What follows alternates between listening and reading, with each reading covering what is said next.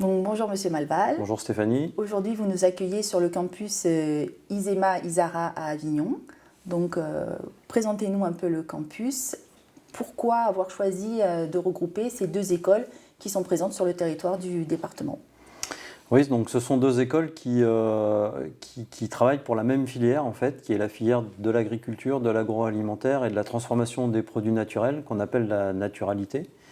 Donc c'est ça l'écosystème dans lequel ces deux écoles travaillent. L'une, l'ISARA, est une école d'ingénieurs et l'autre, l'ISEMA, est une école supérieure de commerce.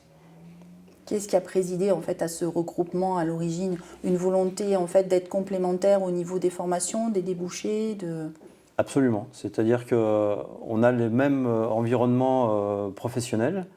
Donc on a trouvé que c'était pertinent d'apporter à cet environnement professionnel une offre de services, de formation initiale, de formation professionnelle, de conseils, d'expertise, qui couvre les compétences à la fois techniques et plus business, marketing, commerce. Aujourd'hui, le campus ISEMA Isara, ça représente combien en fait d'étudiants? Alors aujourd'hui, ça représente un peu plus de 200 élèves. Donc c'est un campus qui est en phase de développement.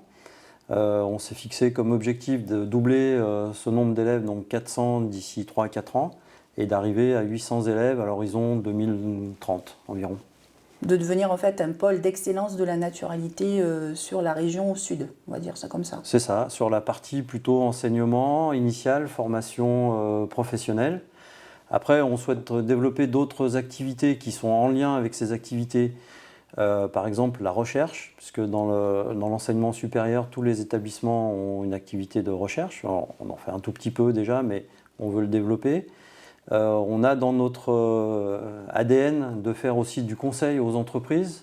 Ça nous permet à la fois de maintenir l'expertise de nos enseignants, puisqu'ils sont confrontés aux problématiques du terrain, et aussi ils s'en servent quand ils font des interventions auprès des élèves pour leur soumettre des cas concrets, donc cette dimension conseil qui est importante.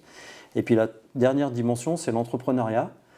Alors les deux établissements sont des établissements très engagés dans l'entrepreneuriat étudiant, mais on voudrait aussi accueillir dans notre dispositif des porteurs de projets qui ne sont pas forcément des élèves de l'école, pour les aider à développer des créations d'entreprises dans la filière. Devenir en fait une sorte d'incubateur. Voilà, c'est une activité d'incubation, tout à fait, oui. D'accord. Et dans le cadre de ce développement, donc vous disiez que le campus est en phase de développement et d'accroissement. Est-ce que vous avez des actualités justement relatives à cet accroissement? Est-ce que vous voulez, je sais pas, développer une activité particulière? Alors, on est en phase de développement, comme vous l'avez dit, donc on n'arrête pas de développer des activités nouvelles. Donc, à la fois, bon, il y a la croissance par l'effectif des élèves, et je vais vous donner quelques exemples. Sur la formation initiale, aujourd'hui, on est très positionné au niveau master, école d'ingénieur, Bac+5. On va développer des enseignements techniques au niveau bachelor, au niveau licence, Bac+3. Donc ça, c'est des nouvelles formations qui se mettent en place. On développe des programmes de formation professionnelle continue pour les salariés d'entreprise, donc on en crée de façon régulière.